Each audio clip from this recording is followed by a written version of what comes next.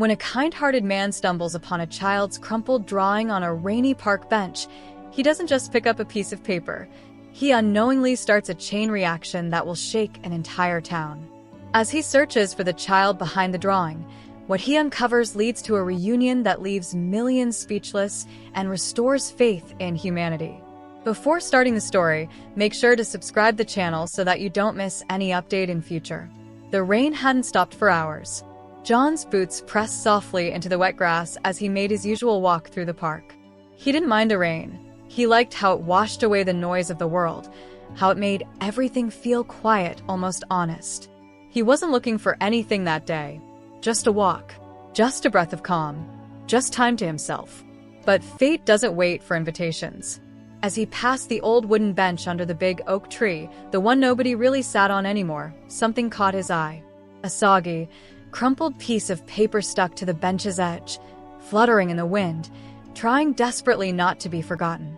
John walked over and peeled it off gently. It was a child's drawing. Simple. Crayon lines, uneven, but filled with effort. A house. A big sun. 2 stick figures, one big, one small, holding hands. And 3 words, scribbled in uneven, wobbly handwriting. Me and Daddy. John stared at the picture for a long moment. Something about it didn't feel like just a lost drawing. It wasn't torn out of joy or left behind in laughter. The lines were shaky. The colors didn't match. There was something raw in it, something lonely, like it was drawn by a hand that had forgotten what a hug felt like. He turned the paper over, hoping for a name or some clue. Nothing. Just soggy blankness. Most people would have left it there. But John wasn't most people. He slipped the drawing carefully into his coat pocket, shielding it from the rain. He didn't know what he'd do with it yet, but he knew he couldn't just walk away. That night, he placed it flat on his kitchen table and carefully dried it with a towel. Under a desk lamp, the crayon lines looked brighter, more urgent. He couldn't stop staring at it. Who was this child? Where was the father? Why did this feel like more than just paper? He uploaded a picture of the drawing on a local community page. His caption was short. Found this in the park today. If you know whose it is, please reach out. It matters. Within minutes, comments poured in. Some shared the post. Others said it was sweet. A few offered guesses. But no one claimed it. Then, late into the night, a private message. From an anonymous account. That's Lily's. No other context. No last name. No profile picture. John replied instantly. Who's Lily? Where can I find her? No response. He stared at the screen, heart pounding. Something wasn't right. The next morning, he went back to the park. Same bench, same path, but this time he brought copies of the drawing. He taped them to lampposts and trees with the words, "Looking for the child who drew this. If you know her, please contact John. This matters." He left his number. He didn't know what else to do. But by noon, he got a call. A quiet voice on the other end. A woman. Hesitant. Guarded. "Are you the one looking for Lily?" she asked. John replied gently, "Yes." There was a long pause. "I'm her aunt," she said, her voice trembling. She drew that the night her dad didn't come home. John's heart stopped. What happened? The woman hesitated. Her dad died 2 weeks ago. Car accident. She keeps drawing pictures of him. Leaves them in places he used to take her. That bench, that was their spot. Silence. "I didn't know she left another one," the aunt whispered. John felt something collapse inside him. The drawing wasn't lost. It was left. Left for someone who would never come back. "I'd like to give it back to her," he said softly. "She's been quiet," the aunt replied. "She won't talk to anyone. Maybe it would help." That evening, John drove to a small neighborhood outside town. The house was modest, the lawn overgrown. He knocked on the door, heart heavy. A woman in her 40s opened it. Pale, tired eyes, the kind that had cried too much in silence. "You must be John." He nodded. She let him in without a word. In the corner of the living room sat a little girl, 6, maybe 7, curled up on a couch, hugging a worn teddy bear. She looked at John, then looked away. He knelt down slowly, staying at her eye level. "Hi, Lily," he said softly. "I found something that belongs to you." He pulled the drawing from his coat and unfolded it carefully. Her eyes locked on it. For a moment, her expression didn't change. Then, her lower lip quivered. She ran over, snatched the drawing from his hand, hugged it to her chest, and cried. Deep, aching sobs. John didn't say anything. He just sat beside her, not touching, not talking, just present. After minutes that felt like hours, Lily looked up at him. "Did you know my daddy?" she asked. John shook his head. "No, sweetheart. But I think he was very lucky to have you." She nodded slowly, tears still clinging to her lashes. "I leave pictures so he doesn't feel alone." John felt his throat tighten. He didn't try to explain life or death. He didn't offer cliches or comfort wrapped in lies. He simply said, "I think he sees every single one." And Lily smiled. Just a little. But it was real. A spark in a storm. That night, as John walked back to his car under a clear sky, he looked up at the stars and whispered, "Thank you for letting me find her." But what John didn't know, what no one knew yet, was that the story was only beginning. Because the photo of that drawing, it was about to go viral. And the world was about to witness something no one saw coming. By morning, everything had changed. John didn't plan on sharing the story publicly. But something about Lily's quiet courage, the way she hugged that drawing like it held the last echo of her father's voice, wouldn't let him stay silent. He sat at his kitchen table and began to type. Not just a caption this time, but the whole story. Not for sympathy, not for attention. Just truth. Raw, vulnerable, human truth. He wrote, "I found this drawing yesterday on a park bench. Crumpled, wet, almost forgotten. It looked simple, 2 stick figures, a sun, and the words, me and daddy. But it wasn't just a picture. It was a goodbye. A little girl named Lily lost her father 2 weeks ago. She's been leaving these drawings in the places they used to visit.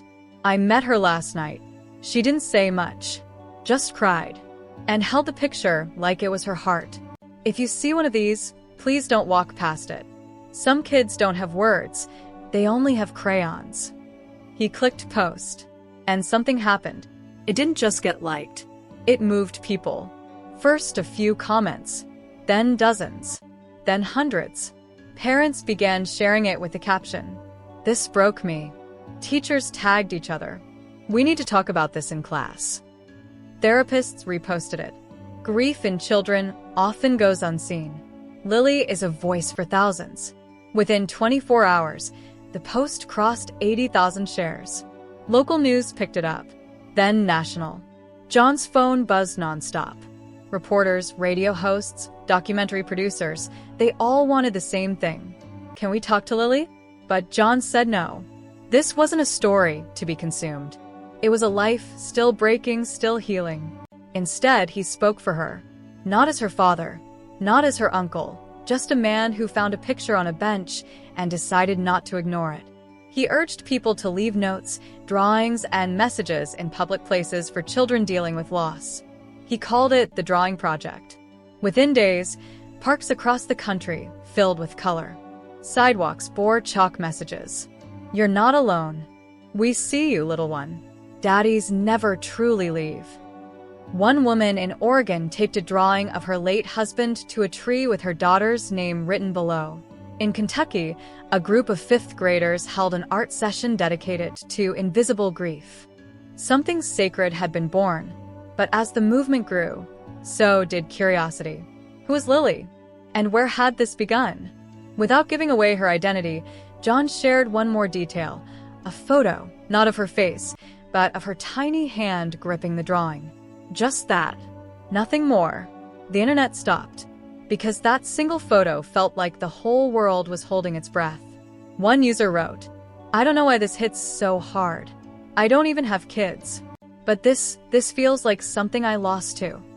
Another commented, "I used to draw pictures for my dad after he left.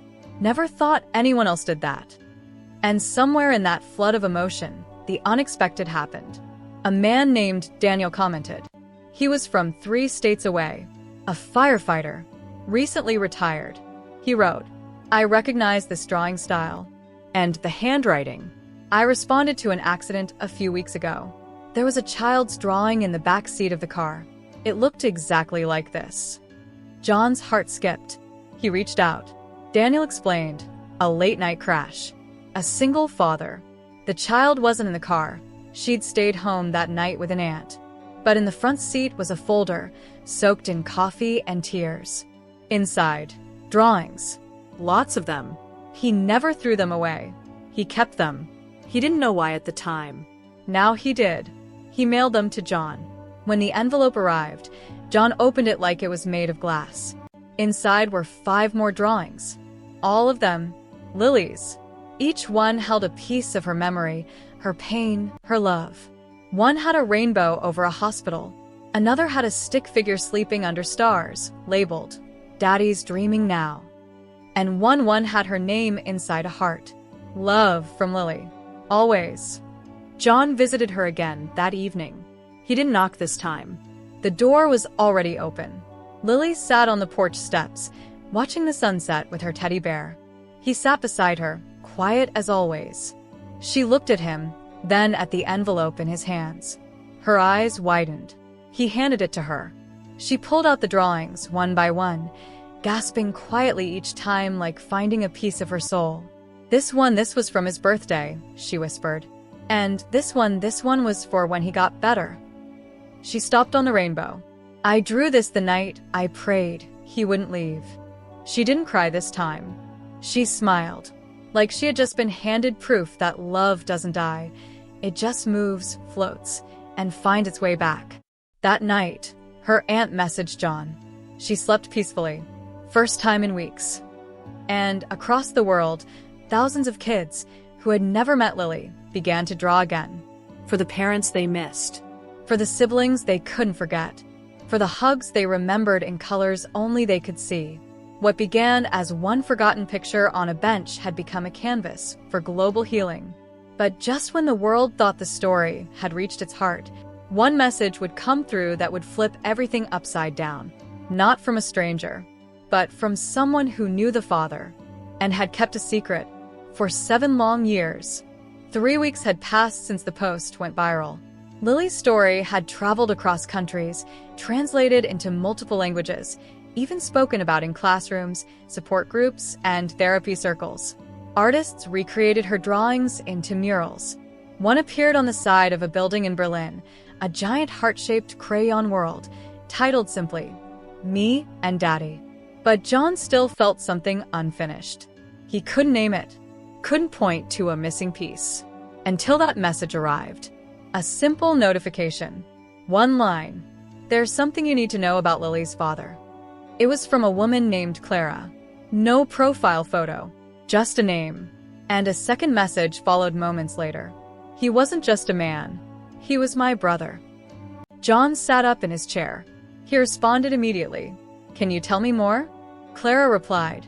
He wasn't always who he became. You deserve to know. And Lily, she deserves it most. They agreed to meet. That Saturday, John drove 2 hours into the hills. Clara lived in a small, worn cabin tucked between trees, far from traffic, far from noise. She greeted him with a half smile, one hand clutching an old photo album. Inside, her living room was filled with silence, the kind that carries weight. Memories too loud to say aloud. Clara placed the album between them. She opened it. Photos. Smiles. Childhood. Summers. Birthdays. And then the man in question. Lily's father. Younger, brighter-eyed, wearing a firefighter's uniform. That's Daniel, Clara whispered. Before everything changed, John's brows knit together. Wait, Daniel? The man who found the drawings in the car? Clara nodded slowly. Same name, but not the same man. That Daniel was just a responder. This one, my brother, was Lily's dad. And he was a hero once. But he left home after something happened. What was it? Clara took a long breath. He lost someone in a rescue. A little girl he couldn't save. He blamed himself for months. Couldn't sleep. Couldn't stay. One day, he just disappeared from our lives. I heard years later he had a daughter, and I prayed he found peace. But he never told me where he went." She paused, her voice cracking. "When I saw your story, when I saw that drawing, I knew it was Lily's crayon, his lines, his love." She looked John in the eye. "Promise me you'll tell her the truth, not the sad ending, the beginning, the part where he used to run into burning buildings to save children, the part where he held birthday cakes with one hand and helmets with the other." John nodded deeply. "I promise." She handed him a sealed envelope. Something he wrote, never sent. "I found it after he passed." That night, John returned home with the envelope heavy in his hands. It wasn't long before he returned to Lily's house. The aunt opened the door with a knowing look. "She's in the backyard." John found Lily sitting under a tree, drawing again. This time, not with sadness, but something gentler. He sat beside her.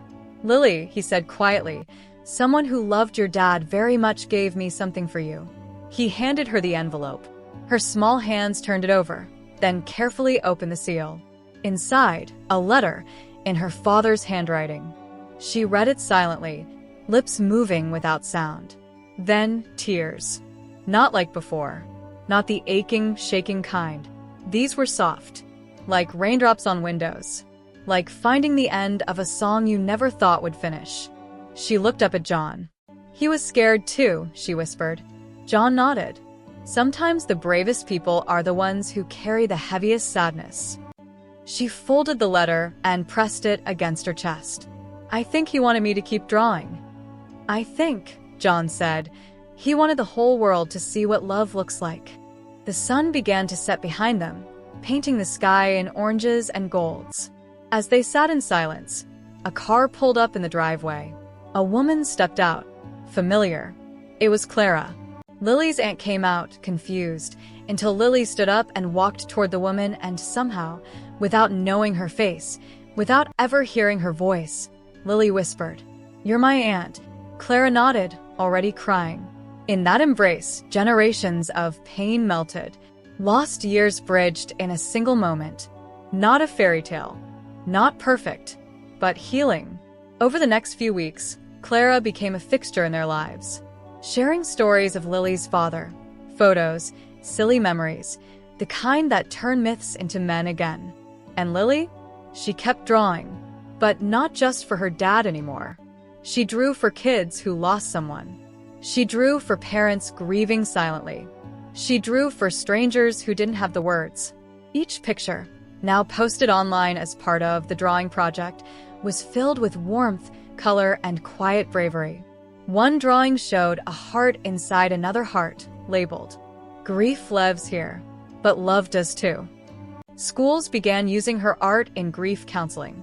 Hospitals framed her pictures in pediatric wards. And John, the man who once bent down to pick up a forgotten scrap of paper, now found himself being invited to speak on stages. He never accepted. He always said the same thing. "I didn't create this. Lily did." Her crayon just needed a little help being heard. And through it all, Lily stayed humble. Every time someone thanked her, she smiled the same small smile and replied, "I just didn't want Daddy to feel alone." One spring morning, exactly a year after that rainy park day, John returned to the same bench. Taped to the wood was a new drawing. Dry this time. Bright. Alive. A house. A sun. Two stick figures still holding hands. But this time there was a third. Lily. Daddy. And another figure, tall, smiling. John. The words below said, "Sometimes strangers become family." He sat down quietly. Birds chirped. The wind hummed through the trees. And in that moment, the world felt stitched together again. Not perfect, but whole. A single act of kindness, like picking up a forgotten drawing, can ripple into a wave of healing, connection, and hope. Sometimes, the smallest things carry the loudest love. And in a world full of noise, it's the quiet compassion that changes everything.